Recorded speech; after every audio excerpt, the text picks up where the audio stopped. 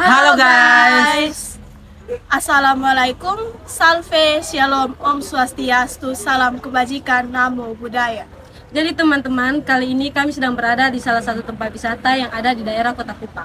Ya, teman-teman, tempat ini bukan saja sebagai tempat wisata bagi anak-anak muda di Kota Kupang, tapi tempat ini juga menyimpan sekali banyak sejarah-sejarah bangsa Eropa yang ada di Kota Kupang. Yuk ikuti kami dalam keseruan kali ini. Kawasan Kota Lama Kupang atau sering disebut Tedis terletak di Provinsi Nusa Tenggara Timur. Kawasan ini terletak di pinggir pantai, dekat dengan Pelabuhan Lama Kupang yang kini sudah tidak berfungsi lagi. Dulunya, tempat ini diberi nama Pantai Kopan. Kopan sendiri diambil dari nama seorang raja yang menguasai kawasan kota tersebut, yaitu Raja Lahilai Bisikopan. Nama Teddy sendiri diambil dari seorang pengusaha asli Nusa Tenggara Timur yang bernama Teddy Tanonev. Beliau berkecimpung di sektor wisata Kota Kupang. Sebelum dijadikan tempat wisata, dermaga ini dulunya menjadi pelabuhan perdagangan kayu cendana yang terkenal pada masa pemerintahan Belanda. Sebagian besar dari kawasan Kota Lama Kupang merupakan gedung dan rumah tua peninggalan Belanda. Sebelum dijadikan tempat wisata, dermaga ini dulunya menjadi pelabuhan perdagangan kayu cendana yang terkenal pada masa pemerintahan Belanda.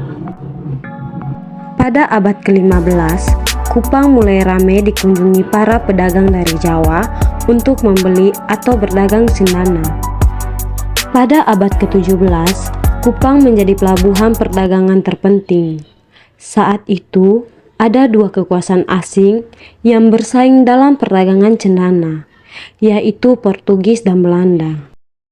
Walaupun pelabuhan ini sudah tidak berfungsi lagi, tempat ini masih dijadikan lokasi untuk menikmati senja, wisata kuliner, dan spot foto oleh masyarakat setempat.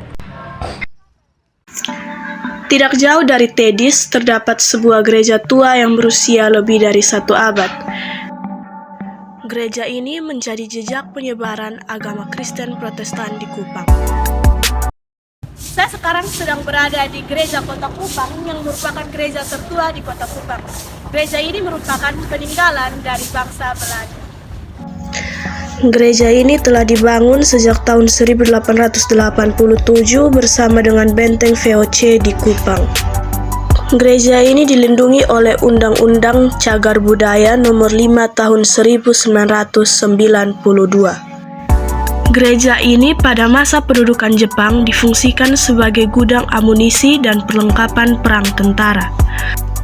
Dalam perkembangannya selama kurang lebih 4 abad, jemaat mengalami pasang surut, namun dengan berkat karunia Tuhan Yesus sampai saat ini, gereja tetap berfungsi sebagai tempat ibadah. Nisan ini adalah nisan dari kepala perdagangan Belanda di Timor dan salah satu tokoh seni yang terlibat dalam pembangunan gereja Kota Kupang. Pemerintah Kota Kupang menjadikan gereja Gemit ini sebagai salah satu museum sejarah bagi umat Kristen Protestan. Situs selanjutnya adalah kuburan Belanda yang menjadi salah satu jejak kedatangan bangsa Belanda di Kupang.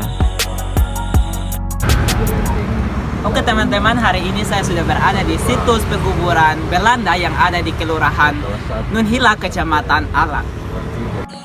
Kekuasaan Belanda di Indonesia sangat tampak dalam sejumlah jejak sejarah kolonial yang dapat kita temukan. Salah satu sisa peninggalan Belanda di Kota Kupang adalah situs kuburan Belanda. Puluhan makam kolonial yang dominan berbentuk tugu dengan prestasi berbahasa Belanda itu tegak berdiri di antara pemakaman umum modern lainnya. Karel Naralulu, seorang tokoh masyarakat di Nunhila, mengatakan bahwa pemakaman tersebut sudah ada sejak tahun 1800-an dengan sejumlah makam berkisar antara 60-70-an karena tak ada data pasti yang tertera di arsip kelurahan setempat.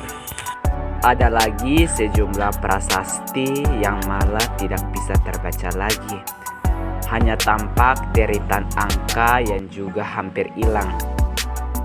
Ada marmer prasasti makam yang telah hilang entah kemana. Kondisi pemakaman ini boleh dibilang tidak terawat, yang tampak dari banyaknya rumput-rumput yang tinggi yang menutupi kuburan dan memudarnya warna kuburan, kontras dengan puluhan makam baru lainnya yang terletak di lahan yang sama.